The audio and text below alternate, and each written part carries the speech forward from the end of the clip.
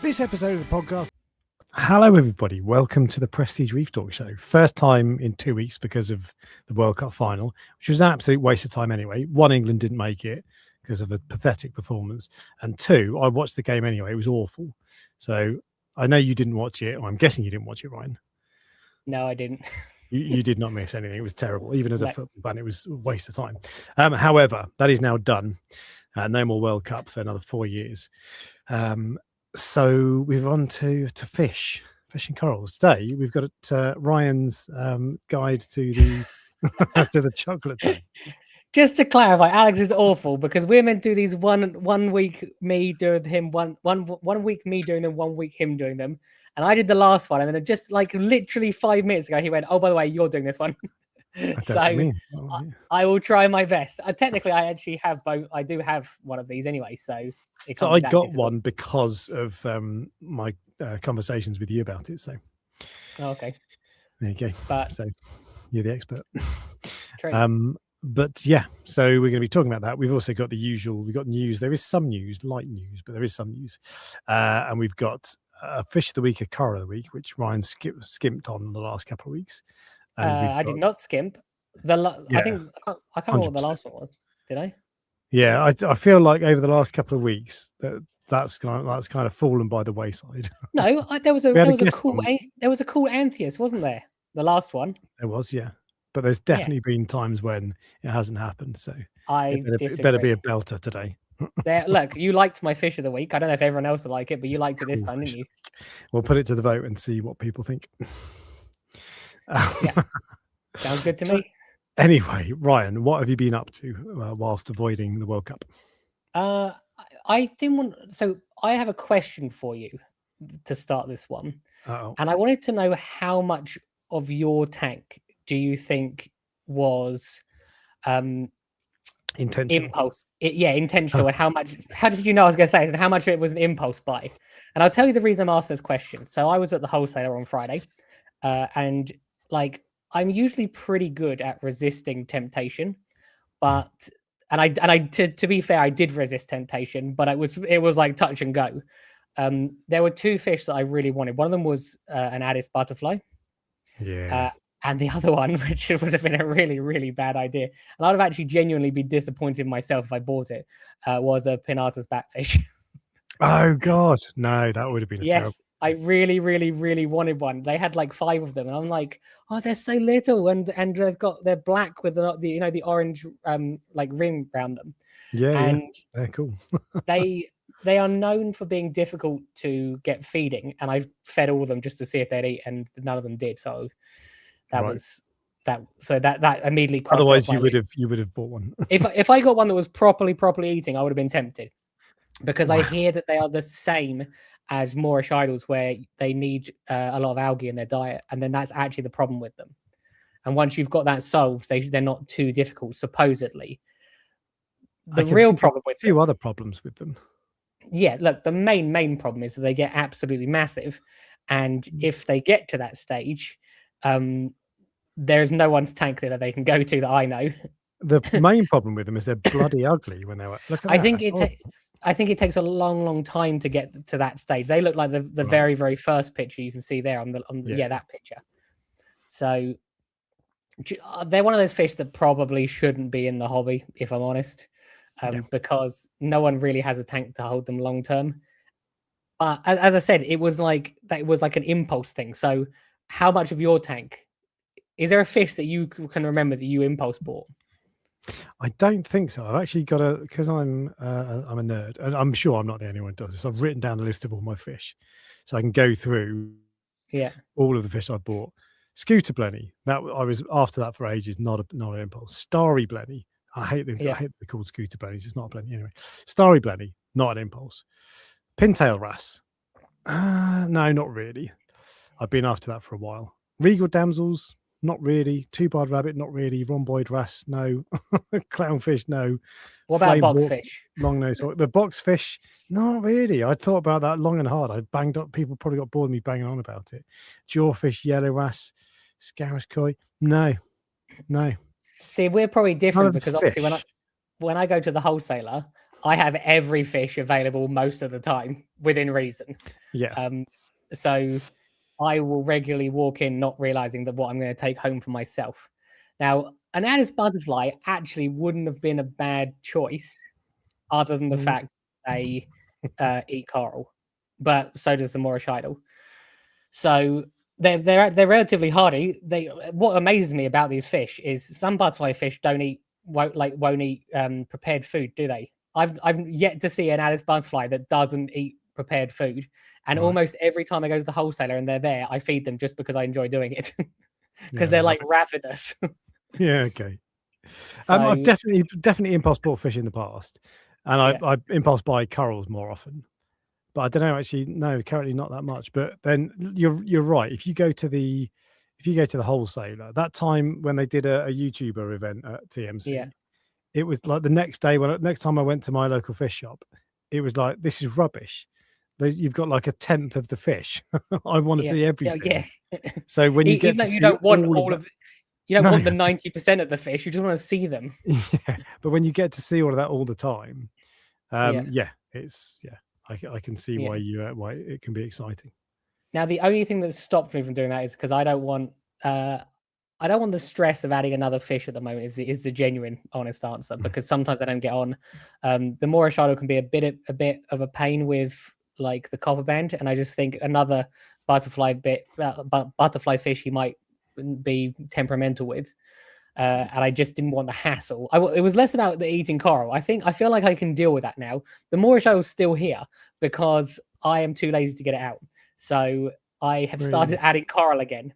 So I've actually, you know how all the coral was on the sand and it's been on the sand for like 4 months. It's now all on the rockwork, and it actually looks like a fish tank. Wow. And what's interesting is as soon as I did that, it was almost like something changed in me, and I was like, that looks like not really good, but it looks more like a fish tank rather than a mess. And then I started to get like an enjoyment for it again. So I've started putting more corals in, and I have now added another coral to the list of corals that they don't eat. So I added 2 corals. One of them they did eat and are still eating. What was what was that? I will let you guess. So I have added 2 corals. I have added an Alveopora and I've added a toadstool coral. So which one are the fish that are eating them? Are the multibar, the regal angel, and the Moorish idol. So I wouldn't have had them pegged as eating either, to be honest. I would have guessed that those 2 would be relatively safe. Was that what you were thinking, or did you not really know? I don't trust anything in there anymore. Like literally, I'm going to go with the soft coral as the one that got eaten. That's what they're eating. Yeah, they're eating. Yeah, right, they're eating toadstool. But they're not they're not taking chunks out of it. They just sort of like annoy it enough so that it like creates slime, so it never opens. Yeah. Okay. And I think it will die eventually, which is why I'm going to get it out. They look awful when they're just closed up, don't they? As well. So. Yeah. So that's a shame. It is a shame because it opened. It literally opened. It went in and opened one day. And I'm like, this is working. Like I found another coral I can put in there and they won't eat. And then the next day, and the next day, and the next day, it's just not opened. And then I sat and watched it, and I know why. So, but I also added another fungia. So if people are tempted by angelfish, we now know that fungias are relatively okay, maybe, and alveoporas are relatively okay. I know from someone else's experience that alveoporas were meant to be okay, as well as gonies as well. So there was a high chance, but interestingly, his regal eats toadstools, and so does mine. So maybe that's something they eat in the wild. Yeah, okay. My Moorish idol ate fungias. There you go. So don't listen to me. Fungias are not safe. Well, I mean, you've had success for what, a week? Oh no, like a weekend. A weekend. No, one fungi has been there for ages. That's been there for like 4 months, and it's been fine. But the other one went in on Friday. Yeah, okay, fair enough. So, shame about because actually I'd thought of the tank over my shoulder that I still haven't set up yet. I thought one of my plans was to put fish like that in there with just toadstools and soft corals, basically, because I figured that might be okay, but no. Well, just wait and see how mine do. And then, when I eventually have it all full of corals, then just pick which corals are okay, and hopefully they'll be fine. I decided not to do that in the end anyway, but that would have been, I think that would have been cool. But hey. Do you know what you're going to do instead then? Basic SPS. So Bird's Nest, Stylo, Monty, that sort of stuff. Yeah. More interesting if more interesting if you went the other route. No. Yeah, definitely more interesting. Think a toadstool is more interesting than SPS. No, it's more about what fish you're going to put in there. Oh, I see. No, I'm not. Oh, I see. Yeah. Probably not. So I can't remember if I've said or if this was because this happened. No, I did say yeah. So the boxfish died. Oh yeah. And then the puffer fish I took back to my LFS because I was only keeping the puffer fish because I had the boxfish as well. And so when the boxfish wasn't there, I was like, well, I actually only really wanted the boxfish, and I was. What I mean by that, they're really cool fish. But what I mean is that I felt more confident that the boxfish would be reef safe than the puffer. Yeah. I felt puffer was more or less guaranteed to eat corals, whereas the boxfish I thought would be all right. So I would have taken the risk on the puffer if I had the boxfish as well. But then when the puffer's gone, when the box is gone, it's like, well, there's no point keeping the puffer because I know what's going to happen anyway. So that probably won't be reef safe.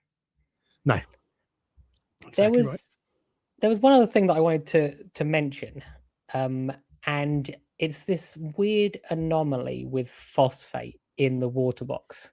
Mm-hmm. So I have SPS corals in the water box, and I have like some basic LPS like Pacillipora, and I know that's not LPS.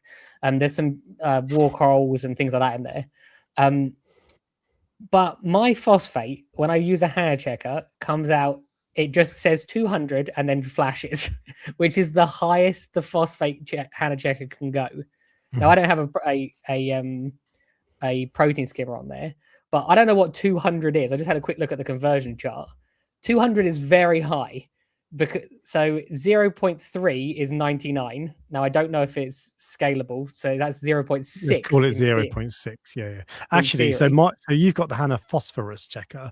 I've got the HANA phosphate checker, and the HANA phosphate tops out at 0.9, I think. Okay. Ask me how I know. Because you had it at 0.9 at one point. Basically.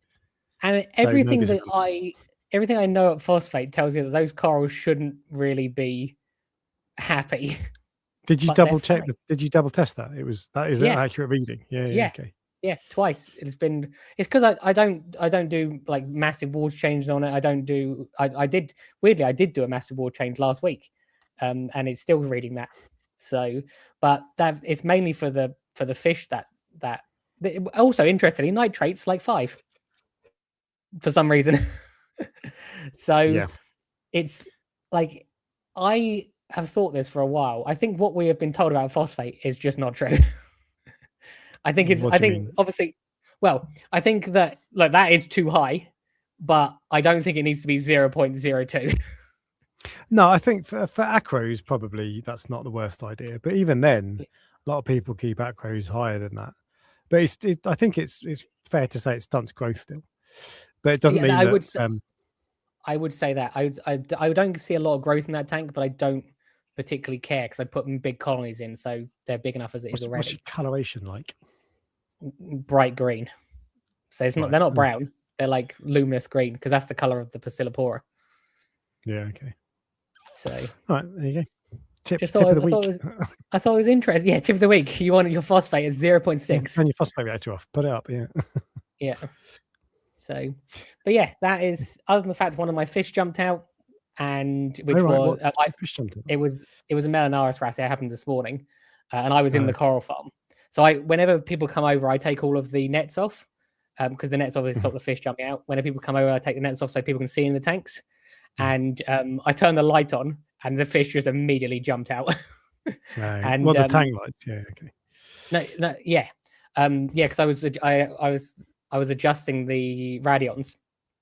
Now it jumped out into this little tiny sliver. You can just about get your hand down, and I was like, "Oh, this is bad," because how am I going to get this? And I did eventually get it out, and it is fine.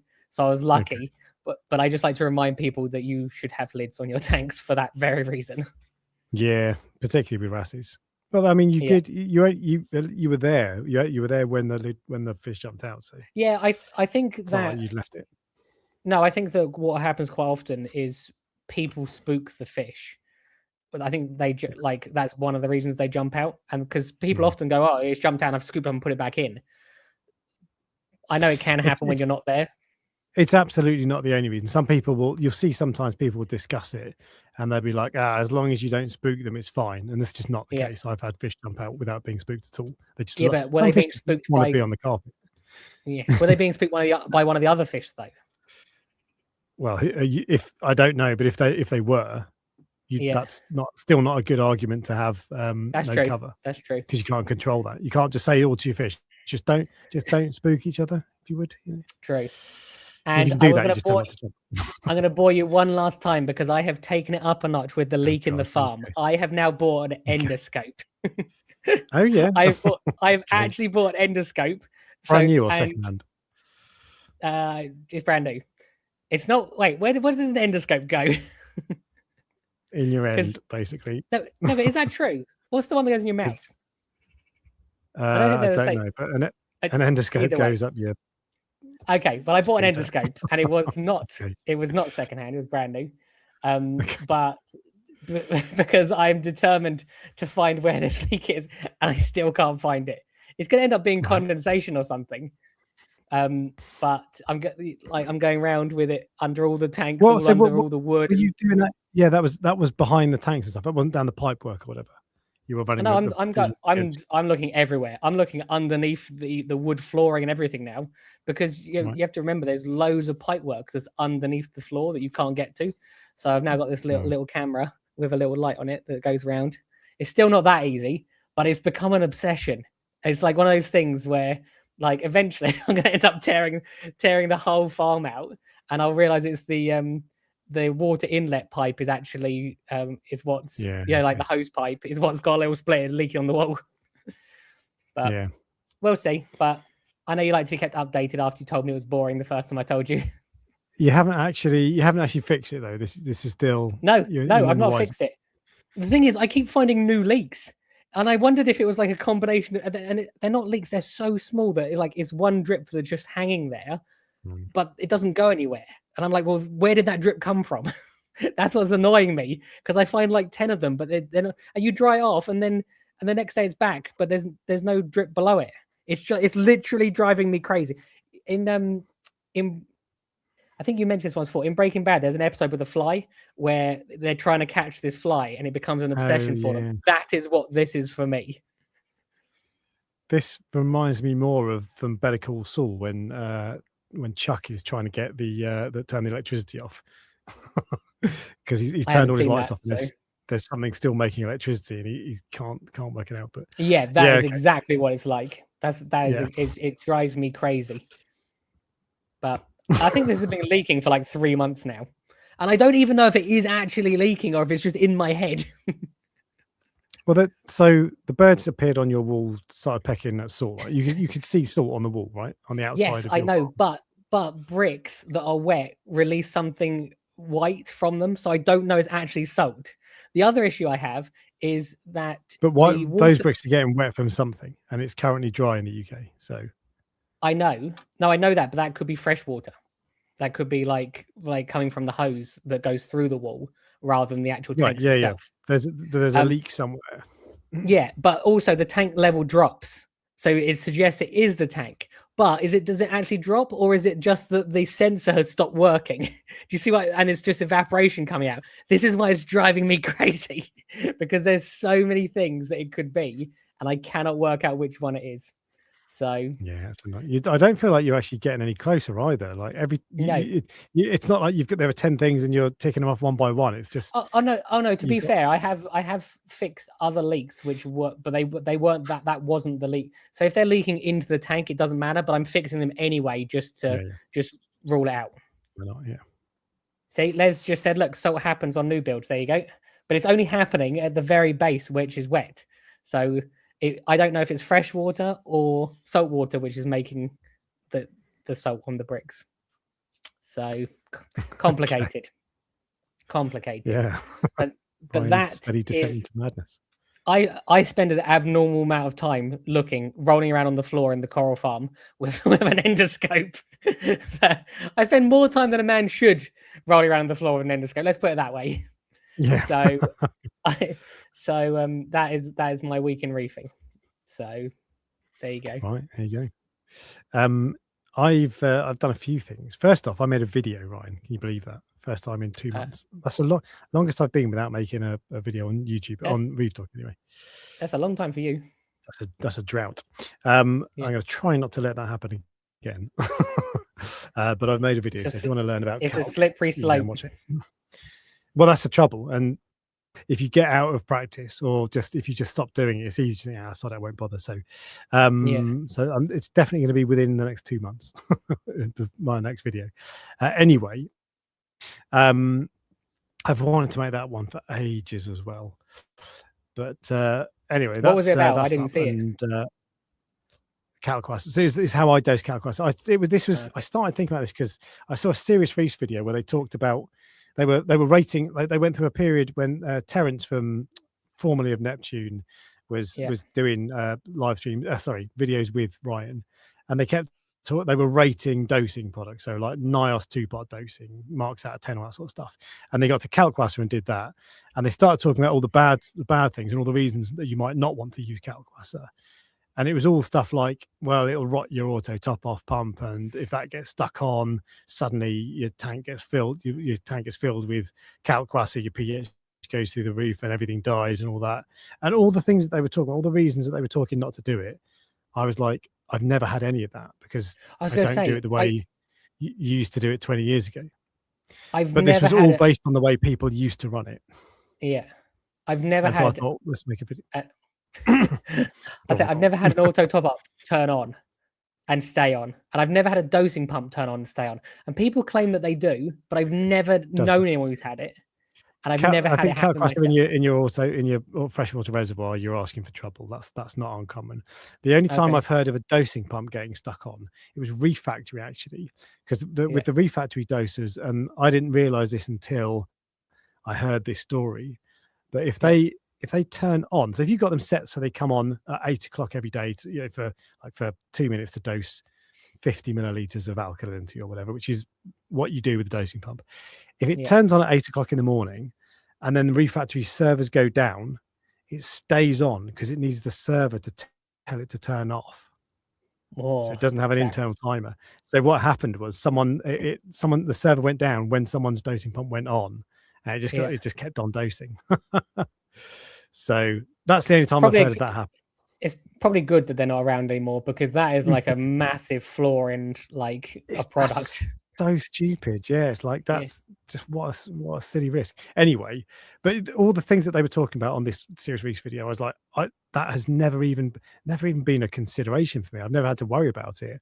But it's because people dose. That's the way people used to dose Calquasser, and there are really easy ways to avoid all that. If you do it like a modern way, you can avoid all the problems. So I say all of the problems. It's still more maintenance than 2-pot dosing, but that's about it really. So there you go. So that was what it's about. But anyway, I bought a cup of banded butterfly. Oh yeah, you got it from someone other than me, didn't you? Yeah, that hurt when I got that message and you said take me off the list. Yeah. Don't want your rubbish cup of bands anymore. How is it going? No, so I only got it 2 nights, Friday night. So it was from a hobbyist. He'd had it for 6 months, a year, something like that. Proper fat and healthy. It's looking really good. But he went in. So he's in an acclimation box at the moment because I want to get him feeding. Yeah. I bought him, and the guy had to then catch him. So I had a few days to prepare, and I've managed to find a couple of Aptasia that were just like floating on the sandbed. So I popped them in the acclimation box as well. I was like, great, he's got something to eat. And I've got a little Zoa-frag that's got Aptasia on it. So I was like, brilliant. That's all like natural, little, relaxing, all that sort of stuff. It obviously hasn't touched any of that, which is... I knew you were going to say that.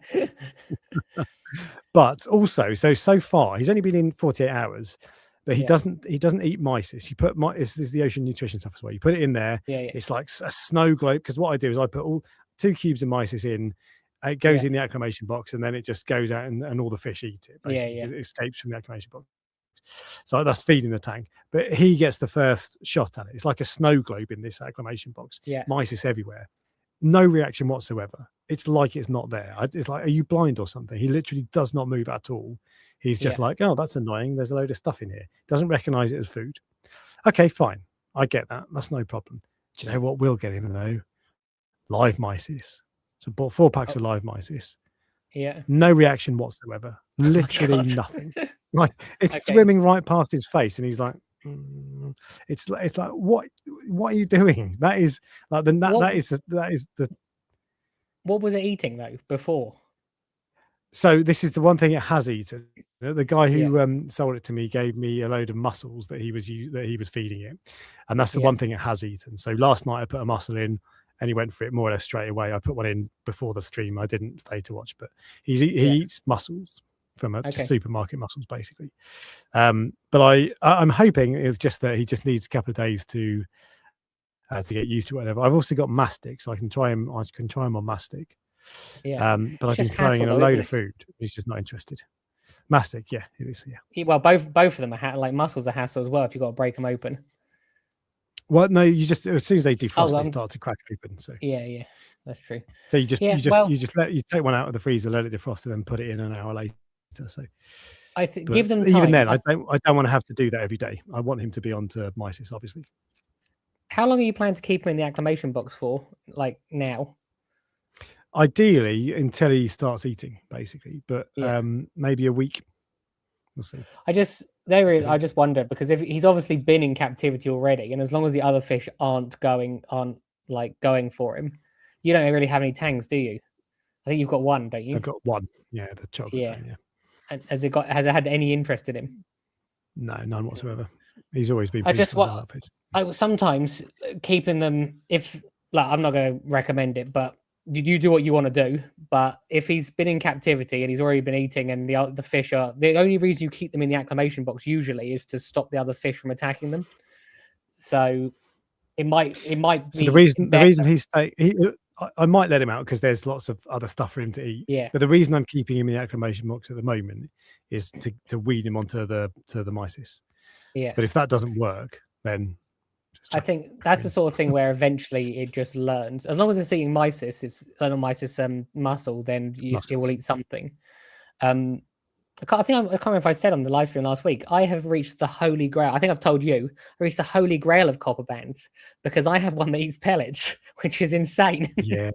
So, I want that. I want that badly. That literally is. I've 9 copper bands and one of them eats pellets. So I will sell that one to you if you like, but it's cha-ching. So, well, but that's the thing with it. This is the thing with copper bands. So this one it's been in a tank for over 6 months. He's really fat. He's not skinny at all.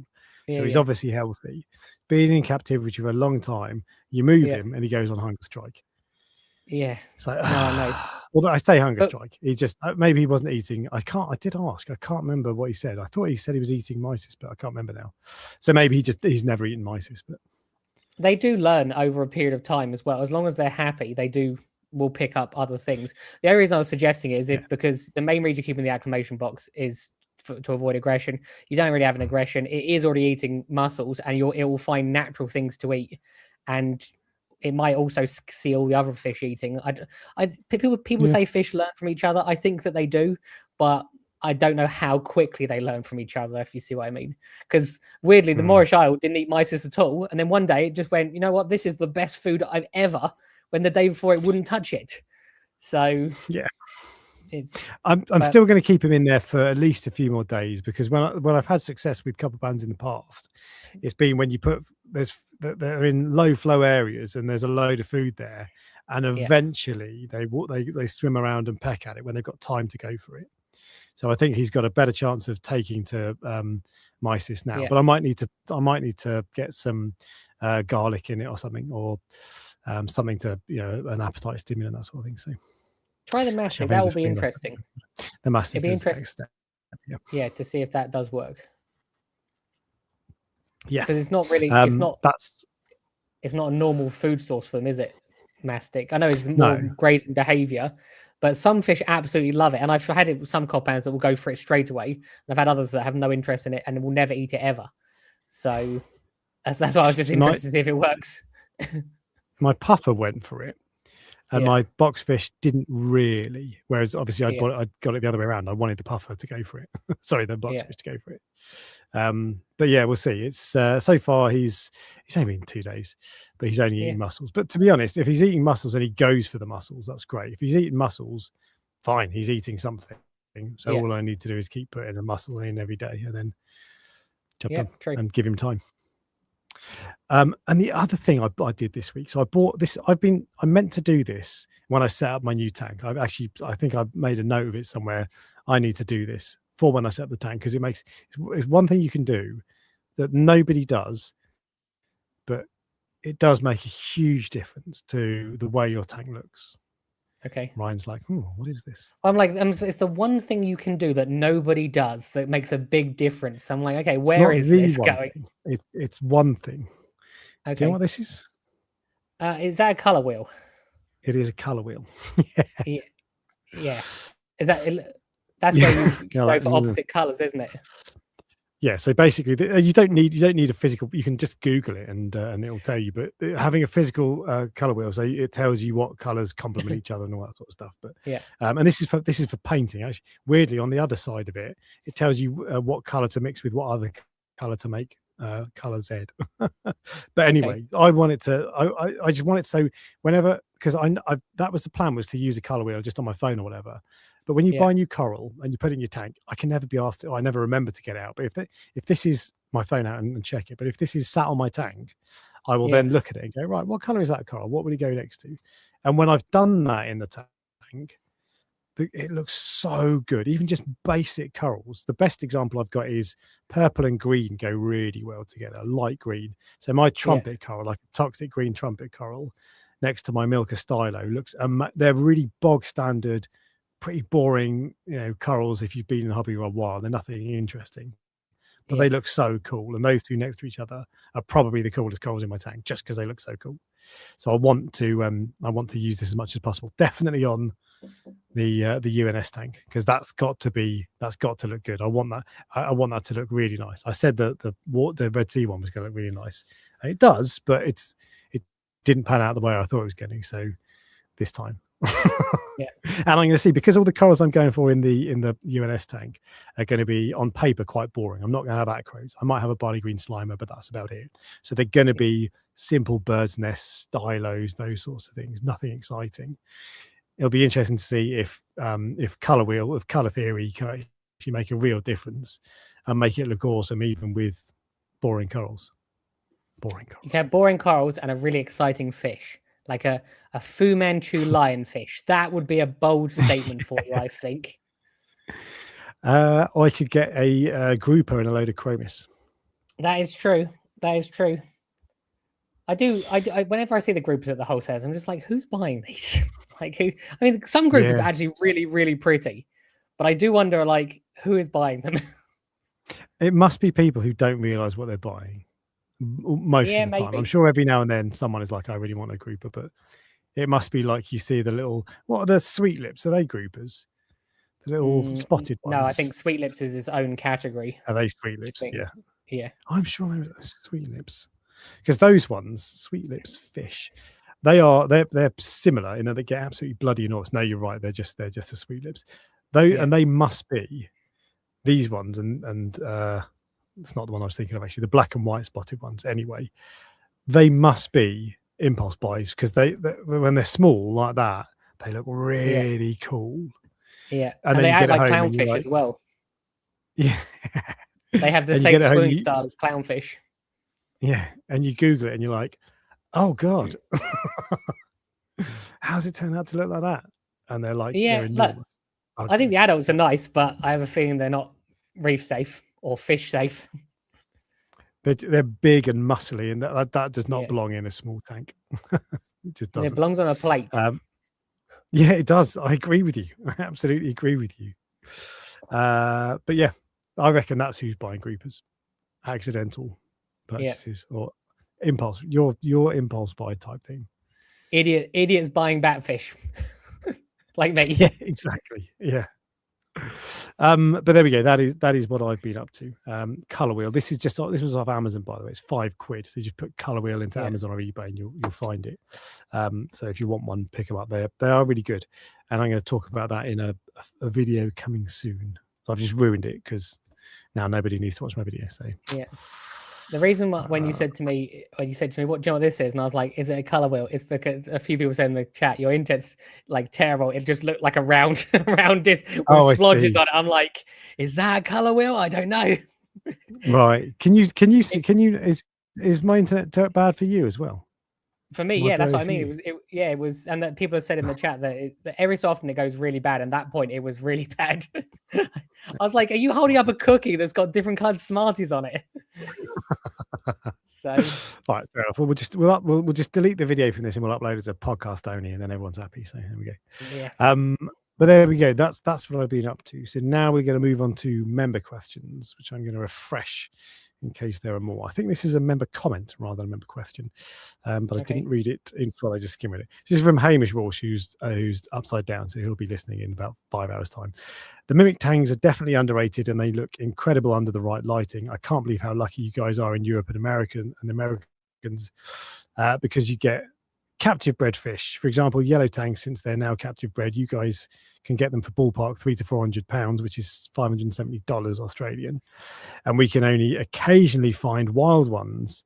Oh, interesting. They're normally around 2,000 Australian dollars, about £1,000. So we get some good things like cheap wild acros, but if only we could get the wild bred, get captive bred fish in Australia. I didn't know they didn't get captive bred fish in Australia. I suppose that makes sense because it's a long way to send them, but I don't think it's to do with it's a long way to send them. I think it will be a customs thing, a CITES thing. I think the ones that they get that are really expensive are probably from Japan, I reckon. But I can't. Yeah, it's almost definitely they don't want other things getting into the ocean that shouldn't be there. Yeah, which is fair enough, because if you put a yellow tang in the English Channel, it's probably not going to live very long, is it? No. No. Okay, fair enough. Well, there you go. So but it's funny because you see, I feel like the coral selection is worse in Australia, apart from some of the awesome Aussie corals. Yeah. But you always want what you haven't got, don't you? So you're jealous of people who've got certain things, and they're jealous of you and all that sort of stuff. But I didn't realize that. I reckon it'll be a much harder hobby in Australia for multiple reasons. The heat, although everyone has air conditioning, but I think the coral selection they have is a lot of it is acros. I think from when I went to a fish shop and it was like at least 70% acros. I'm like, these people are crazy. This is what they're putting in their tanks. This is their starter corals. That might just be a very advanced shop. Am I making this up? Is it can you not get zoas in Australia? I don't know about that. I know you can't easily get harlequin shrimp, and I know you can't easily get yasha gobies, or you couldn't have probably 6 or 7 years ago. I don't think anything's changed. And I don't think you can get cleaner shrimp either. Yes, you can legally keep zoas in Australia. That was wrong. Yeah. Fake news. Okay. Cleaner shrimp. That's a surprise. That's a shame. Again, I don't know for sure cleaner shrimp, but I know for sure harlequin shrimp and yasha gobies were difficult to get hold of over there. And if you did get them, they were like £1,000. Bloody hell! Yeah. This was a little quite while expensive ago. in the UK, but still, they're not that much. Nothing like that. No, like 60, 70 quid, something like that. Yeah, but not 1,000. Yeah, ouchie. But those prices are old. They might have found a reputable source of them now or something. Who knows? So they get banging acros over there as well. The Aussie acros that we get are the nicest wild collected acros. Yeah, that we get in shops. That's true. But and they're not stressed. It's only like an hour trip for them. They look after them well. Yeah. But there we go. All right. Well, that means we are on to the headline topic, which is Ryan's complete care guide on the chocolate tang. So, okay, Ryan, first off, what's its scientific name? Is it Acanthus prophorus, something like that? Is that right? Or am I even close? Pretty close. Prioferus, I think it is. That was pretty close. Yeah, That that wasn't that actually was the first question. that was close, but I knew obviously it was the That's all right, I'll Cantorus, take but that. I wasn't certain of what the second part was. So that is actually significant. The like scientific names we're not generally that into, but that it does matter because it's an Acanthurus tang, and that tells you something about it. But we'll come on to that later. So first, the Yeah. actual first question is, why would you want one? Why would you want a chocolate tang instead of another tang? I think you're probably going to say you wouldn't. That is But why would exactly what I was someone buy going one? to say, because there are so Yeah. many other better tangs than that one. But if that's the only one that you have available, they are a good algae eater. I would say, why are you going? I would say they're relatively If it's cheap. the only tang available, no. Yeah, if there's any tang available, then like by all means go for it. But I don't think they are one of the nicer Acanthurus tangs. I think there's way nicer fish than these. But I know Alex has one, so let's not offend him. Let's just humor him temporarily for this period of time. So the reason that they would get one is because they are a lovely, nice, colorful fish that is like a dull yellow tang. They eat algae. They're not overly aggressive compared to some other Acanthurus tangs, although if they're on their own, that they can become the dominant one. But yeah, that's what I would say. Yeah, and they're relatively cheap as well, I'd say. So the actual reason that you should get one is partly because they're one of the more peaceful Acanthurus tangs, according to fish expert Ryan from Prestige Reef, and coral-auctions.co.uk, of course. But also because when they're juvenile, when you see them in shops, they look like the other name is a mimic lemon peel angel. Oh yeah, that's true. And they look like a lemon peel angel when they're junior, which is a really cool, really bright fish. And so this is the difference between, this is my one when it was young. I've had it now 8 months. On the right is 8 months, and on the left is when it was, well, I don't know how old it was, but that was when I first got it. I feel like this is when you take a woman home and they're all done up, you know, and they look like nice, bright, and then you wake up the next morning and then they look like the other one. So this is what I mean. That, like when I say why would anyone want this fish, like it's not as good as the original fish that you got. Does your missus listen to this live stream? No, not at all. She does. Right, okay. So, no, but that's the thing. I actually like that. So they look really cool when they're juvenile because they're bright and yellow. But I prefer the color that they go when they're older. My one is currently halfway through, so it's kind of a little bit of a bland color. But when they get their adult colors, it's proper deep brown. It's not a boring brown. It's a really cool brown. Oh yeah, really. What do you want? What fish do you want for your reef tank? Oh, a really deep brown one. Nice. You could have this Achilles, which is black and orange, or this Soho, which is black and white and stripes, or a powder blue. But this really deep brown one, that's the one you want. Would you recommend an Achilles tang? No, I would recommend a Soho tang. Or I wouldn't recommend a powder blue either. What the hell are you talking about then? So this is, I'm not saying everybody should buy them, and I'm not saying everybody would rather have this than a yellow tang, but I think they're really cool. They're a bit different, and for an Acanthurus tang, they're a bit more chilled. So true, that is true. We'll move on though, because Ryan's just going to say worse and worse things. What do they eat? What food do they eat? They eat algae. They'll eat nori, mysis. They'll eat algae pellets. They eat basically everything you'll give them. They're not a finicky fish for feeding. So they're basically everything. They eat live mysis, I found out today. Perhaps unsurprising. Copper band doesn't, but they do. But everything else was eating it, but the copper band. Yeah. So the other, I feed just meaty pellets as well as the Hikari seaweed pellets, and they eat both. But yeah, I think they're pretty unfussy eaters, but they do eat algae, unlike like a dory, for example, who just doesn't want to eat anything basically. They should also eat a particular type of algae as well, which is quite difficult to get rid of. I found that Acanthurus tangs will eat turf algae really, really well. That's the algae that's like really wiry and you can't really pull it off the rocks easily. My powder blue and my Soho will eat that.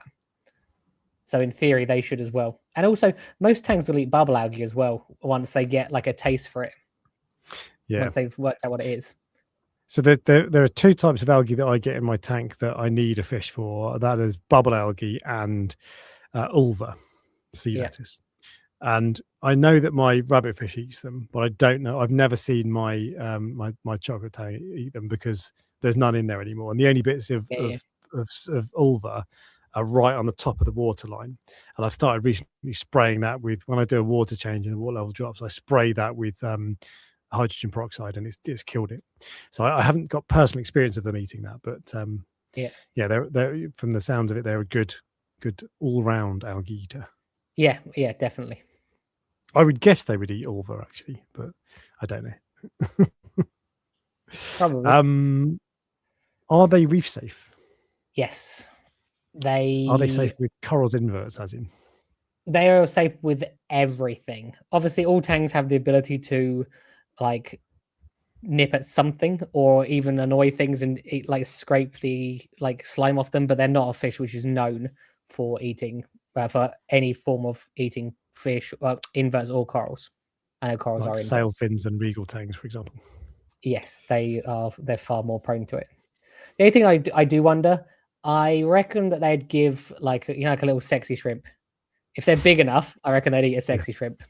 Yeah. So, I think I was going to say most fish would do, but I bought 2 pom-pom crabs. For one of my customers. I got a wholesaler.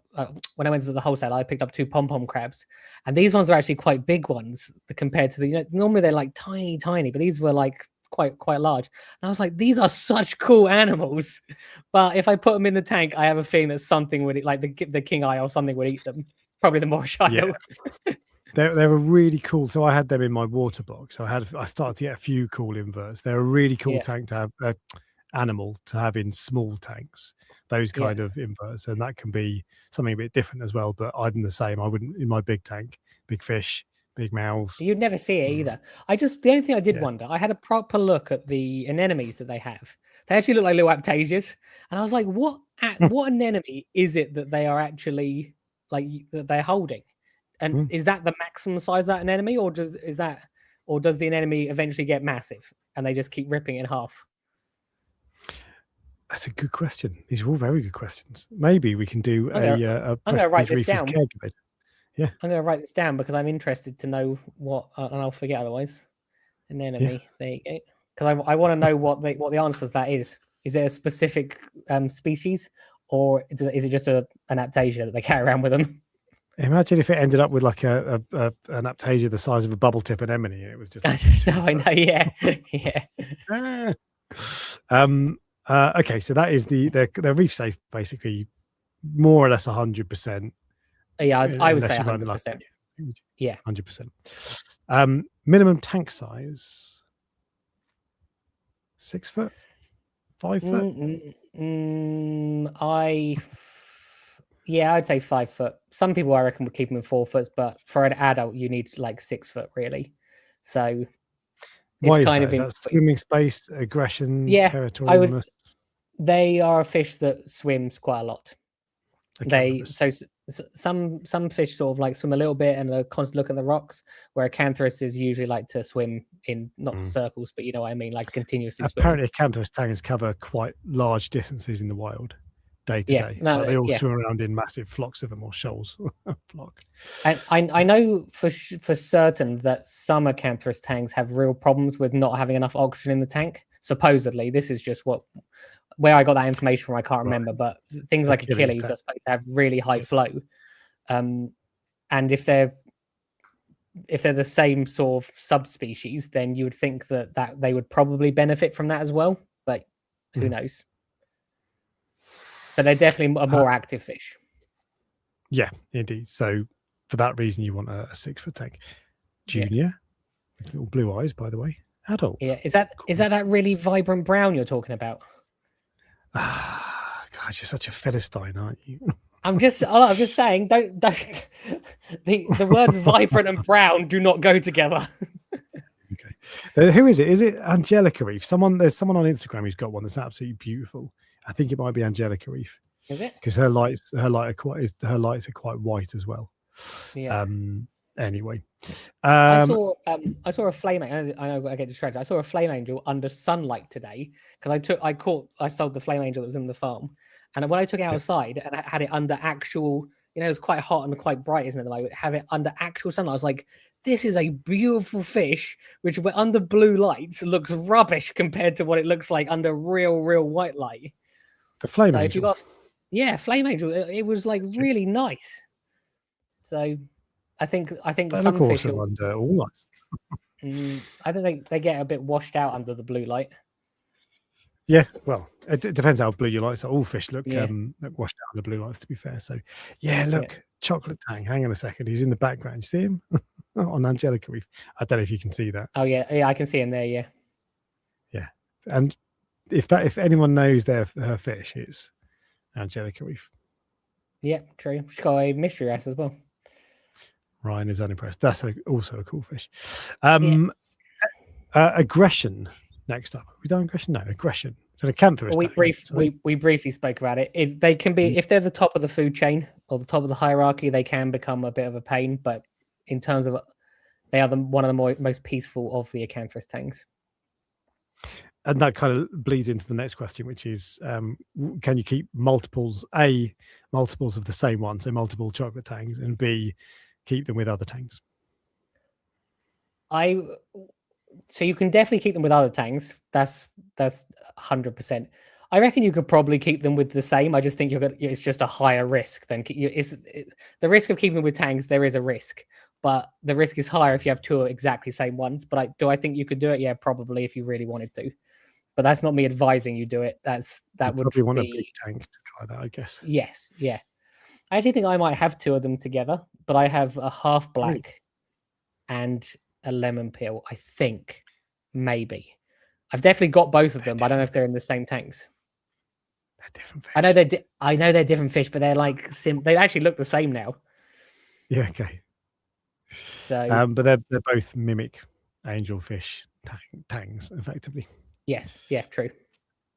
Sorry, I've been tricked by the fact you gave me before that I now stuck in my head as an actual fact that they're the same fish. Yeah.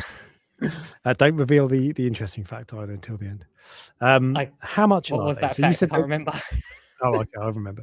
You said they're relatively cheap. I looked up how much I paid for mine, but annoyingly, on my spreadsheet, I bought it at the same time as I bought a gunny. So I can't tell you. I can tell you I paid 108 quid for the two, but I don't know how much the gunny was. But I looked them up on Abyss. How much? Don't Google it. How much do you reckon? I was going to Google it. I was going to say 60 or 70. £69. That was such a good guess, wasn't it? I genuinely had no. It's cheap for a tang. Well, yeah, no, I know. Well, it's actually not that cheap because if you think about it, convict tangs you can get cheaper than that. Powder blue tangs you can get cheaper than that, probably. I think. So it's not that cheap, but it's not an Achilles tang. It's not a Soho tang. It's not. No. Clown tangs will be cheaper. Actually, they're probably quite expensive for it. They're like a mid-range one. They're not as cheap as I thought they were. Yeah, I think that's a better price. Scopass 45 quid is. I always think of Scopass as the cheapest ones. You can get them medium. They've got them in stock at Abyss for medium sizes for 45 quid. Tiny 25 quid, but not in stock. So 70 quid is. They're not cheap, but they're not expensive. How much do you reckon a powder blue tang is? I just googled it. Powder blue. From Abyss. 200. You think it's powder blue is £200? From Abyss is £45. Really? So, wow. Yeah, I just not checked the price of powder blues for a while. No, really, that's amazing. And for a large one, they're 125. So, but yeah, that's good value. Powder blues are not expensive, but they just don't do great, do they? No, I've never really paid any proper attention to them because it's never been on my actual realistic list of would like to buy, but they are cool. 45, 50 quid. Amazing. Yeah. Anyway, so 70 quid. That's how much they cost, roughly. Are they beginner friendly and hardy? I don't know. Is my honest answer. Are they beginner friendly and hardy? I would say that. Are they as hardy as a clownfish? No. Are they hardier than some other acanthrus tangs? Yes. You see what I mean by it's a difficult thing? Do I think that they would be considered a beginner fish? Probably not, if I'm honest. But I wouldn't say then I wouldn't say they're not a difficult fish though either. Do you understand? Most beginners have, I don't know, if someone said to me, I want a beginner tang, I would say any of the zebrazomas. I wouldn't say an acanthurus tang. So I would say they would probably be considered a not beginner and not like medium, but like just before medium. So like, would you say they're the most beginner of the acanthurus tangs? Yes. Yeah. Here we go. I would. But if an Achilles was like a 10, I would put them at like a 4. And then I would put like a Scopas tang as like a 2. And I'd put a clownfish as a 1. So they're like mid-range again, I'd say. Scopas are boring though. They're a dull brown color, aren't they? So you don't want Didn't Les just say he absolutely loves his Scopas? Yeah. It says all day long Scopas love them. I hate Scopas tangs. Sorry, Les. But Ryan's just spent the last half hour insulting my chocolate tang. So, true. Are they disease prone? They're a tang for a start, and they're an acanthurus tang. So is it going to wipe out my tank any minute now? I would say that they are more prone to disease again than clownfish. This is why I put them in the mid-range section.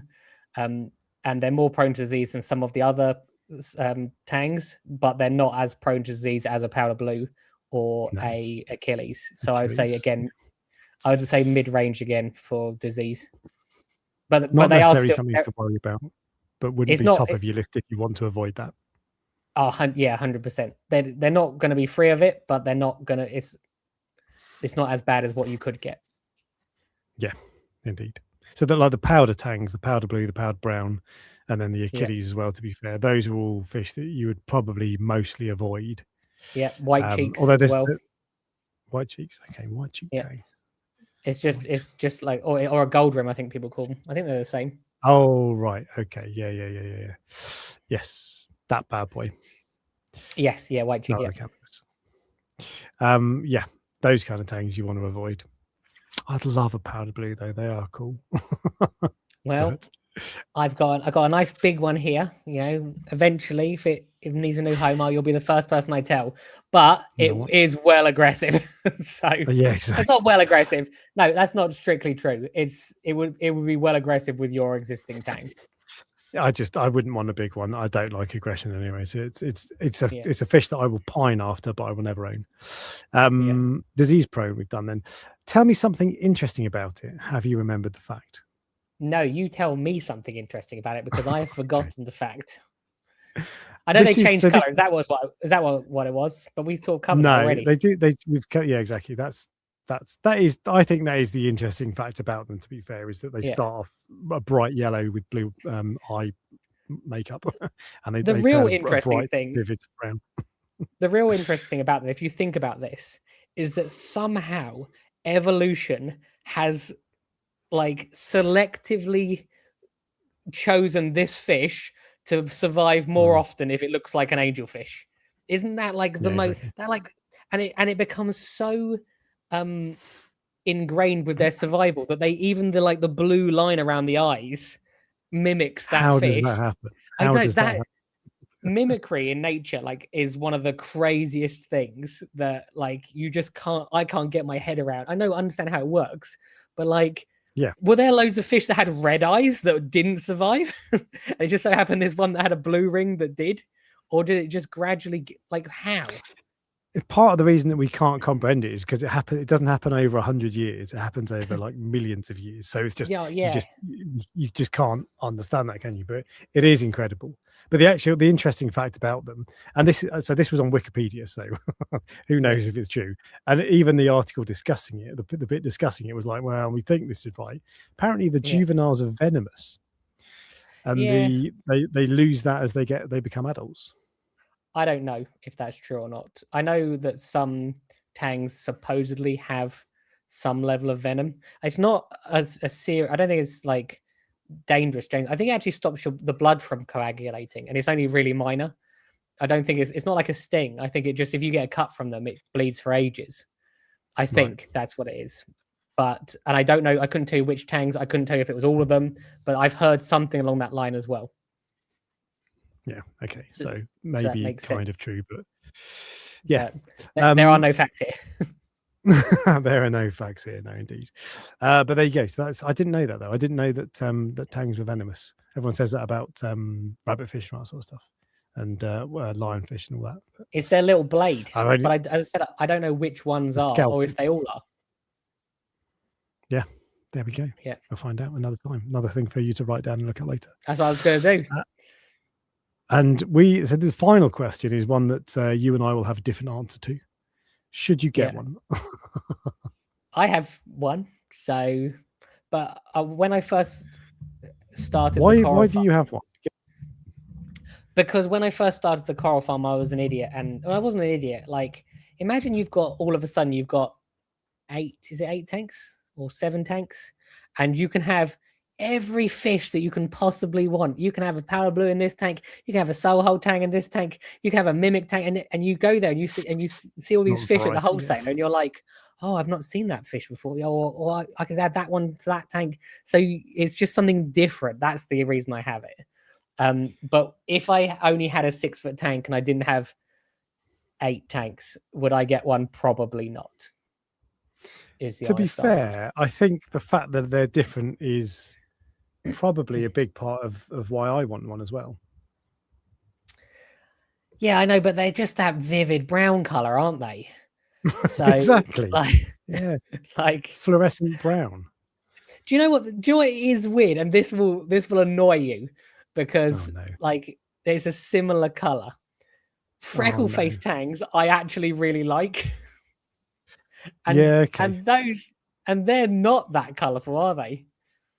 So no, it's funny. I was just looking up a tank. I've just remembered that I did a video of tank tour of a long time ago, a bass, and I think he's got a this tank, a chocolate tang as well. But it might be a freckle face. He definitely had a freckle face. I think he had both. I don't really like the freckle face, despite the fact that they are very similar.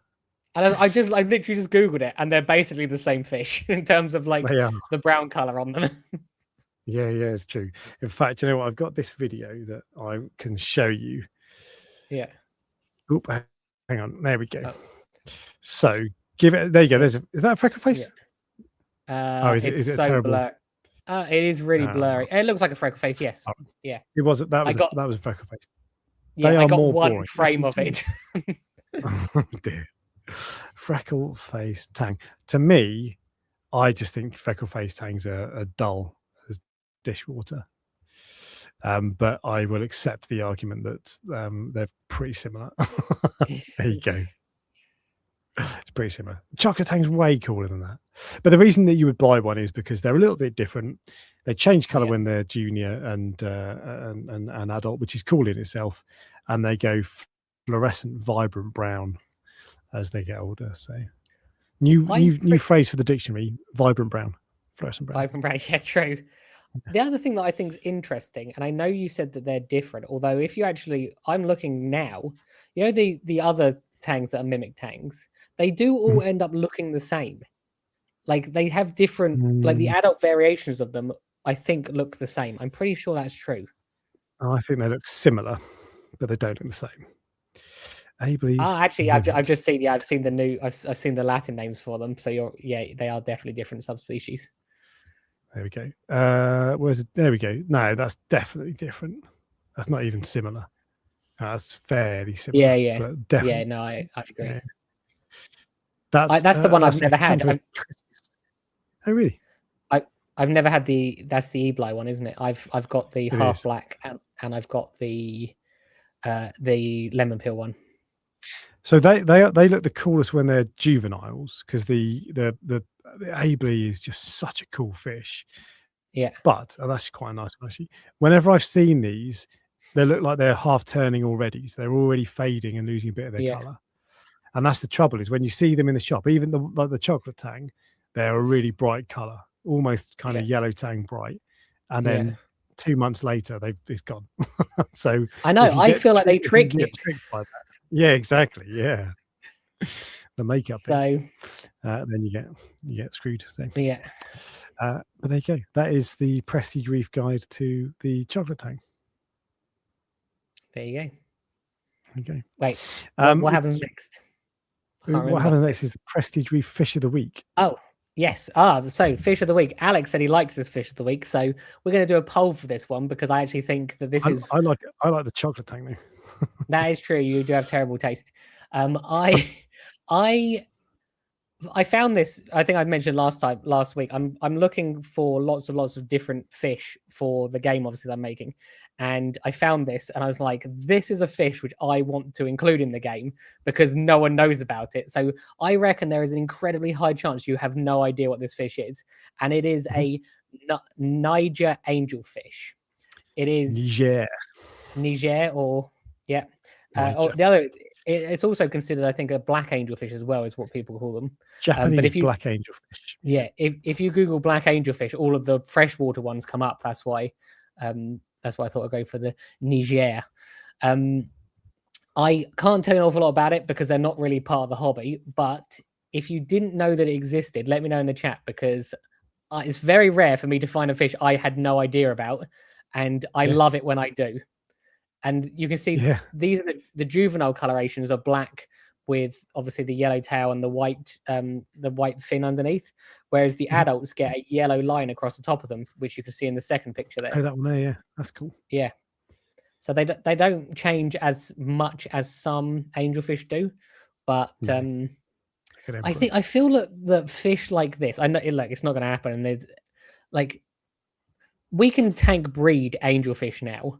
But I feel like fish like this, if you want them in the hobby, the tank breeding people should go and get some, although they're probably not allowed to. And then you'd get tank bred variants of them. Well, currently no one likes this, right? It's just you and me. Is it? So, yeah. There's another angelfish which is it a belly? You can't have a second shot. No, I've actually shown this before. I can't remember what they're called. I think they're like. No, I can't remember what it is. Bellis is what comes up when you type Bellini. No, it's not that. It's an Australian, like a really rare Australian angelfish. Only comes from one island or something. I don't know. No. Mine's just thinking now. No, I was just trying to find it. So I've just typed in rare Australian angelfish, and actually like a few different rare ones that most people, I have seen these ones before, but most people would never have seen them. So you're staring down the barrel of defeat. 62% say no, Ryan. Don't care. That's a cool fish. I think it's a cool fish too. And if you saw that, you'd be like, "That's a cool fish." He does care. I love how bright is that, the white underfin thing. What's that fin called? The lower fin, whatever that's called. So it's not bright. Pectoral. I don't actually. What is that fin called? I don't know. Pectoral, dorsal. No. Dorsal's the top fin, isn't it? Yeah, know. Dorsal, and then it's not pectoral, and it's not the anal fin either. So I'm not sure what that is. It is a ventral fin. There you go. Just remembered it.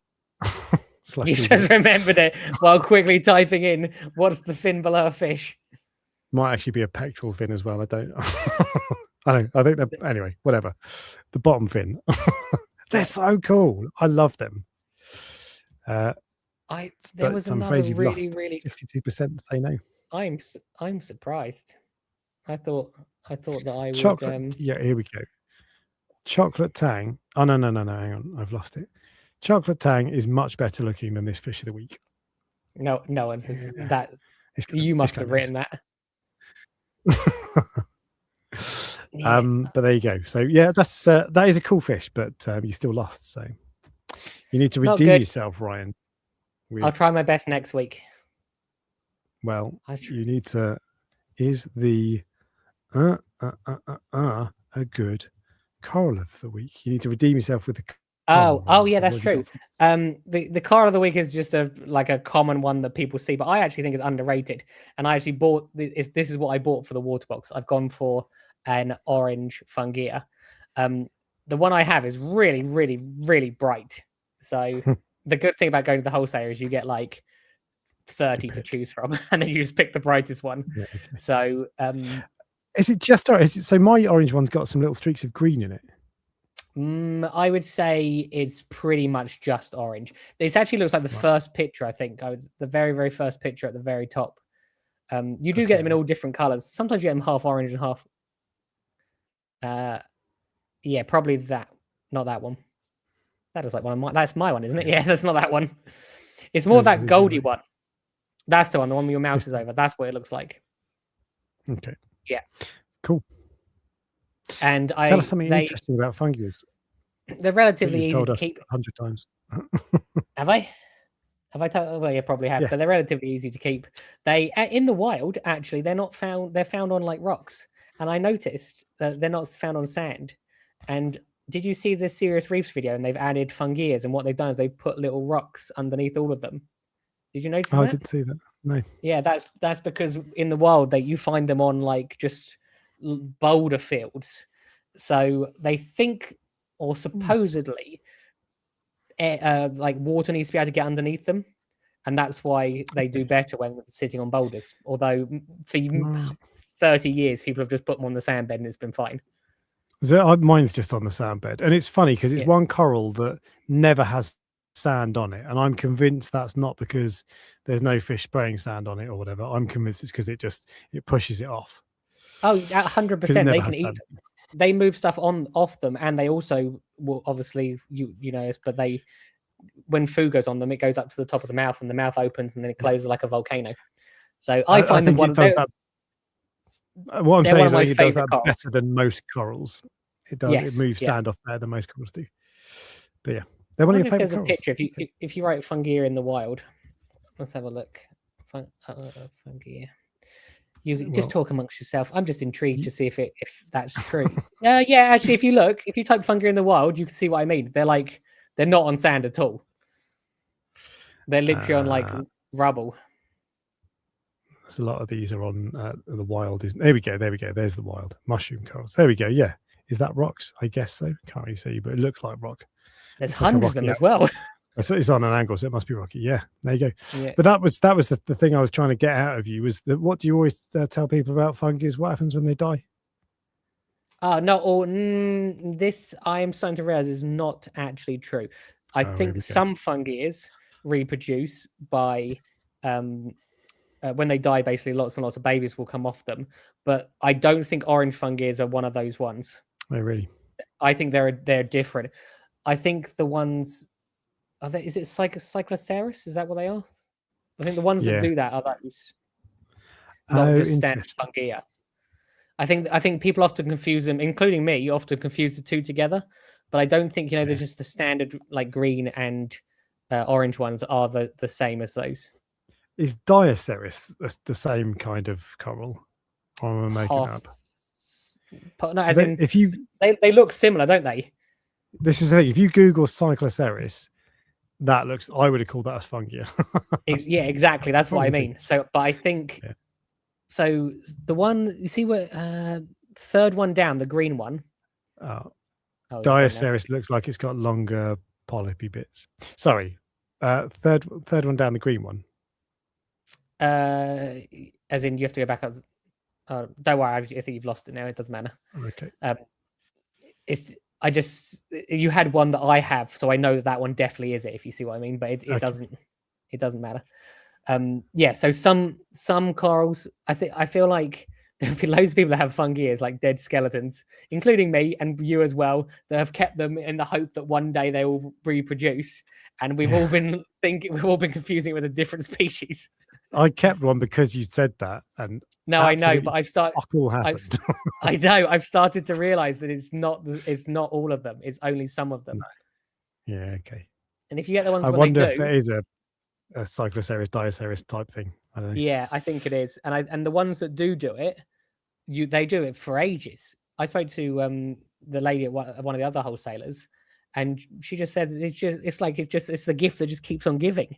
You just keep getting more and more and more, and you can, from one dead one, you can get hundreds.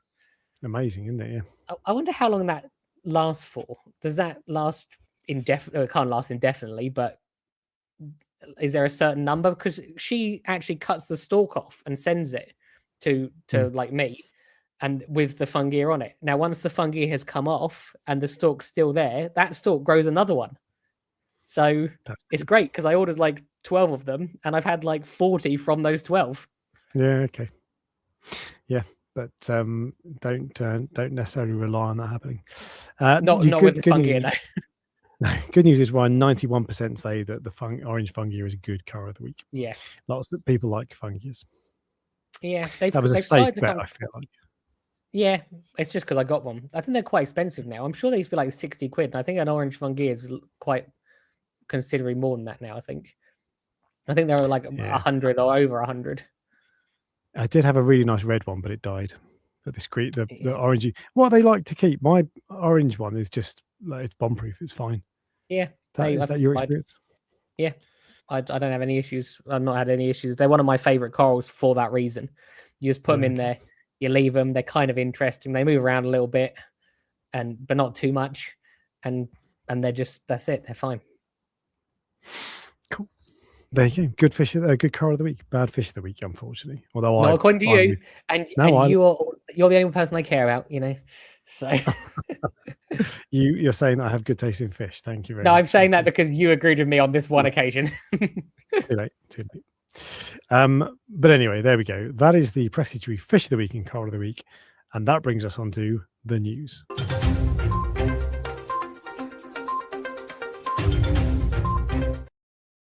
Now, of course, it is the summer, so news is thin on the ground, and this is arguably stretching news. But this is a new product, but it's not really new. It's been announced previously, but it's been released this weekend. So as of Friday, you could get hold of the Red Sea Reef Sense controller line of stuff. So this is probes, ORP, pH, salinity, temperature, all that sort of thing.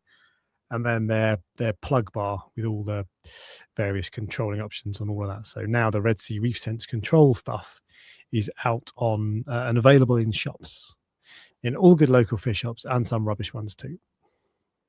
Okay, well, do you know any rubbish ones I didn't hear what you said. Sorry. You know any rubbish ones that are selling this stuff? I don't. I would never comment. Jim Squirrel. But are you getting one of those? No, well, as in from Red Sea or buying one? Yeah. No, as in from Red Sea. As I wasn't sure because obviously the tank has lots of Red Sea stuff on it, doesn't it? So I wasn't sure if you get one of those as well. Indeed. Not as far as I'm aware. I haven't had one, and I didn't see any YouTube. I realized when this came out that I hadn't seen any YouTube videos about it, so I presume they're not sending them out to YouTubers, or maybe they're not for now, maybe later. But no, I did see them in the shop on Friday though. Yeah, and there you go. Quite expensive. Is it just a standard aquarium controller? Does it do anything special, or is it just a Red Sea label? I don't really know. I'd have to go back and watch the videos. They do it. I think basically it builds it all into your one ecosystem. So your Red Sea Reef Beat app. If you want everything on the app, the plugs can turn off various things that are not Red Sea. So if you've got a NIOS skimmer, it can turn that off. There's an expensive way of achieving that. The plug bar is with the separate plug controller thing is almost 400 quid, 390 quid. It probably does some other things as well. But when I saw them in the shop, I thought they look good, but they also look expensive. But controllers are generally expensive anyway, I think. So true. There you go. But yes, there you go. That is the only piece of news. So we're done.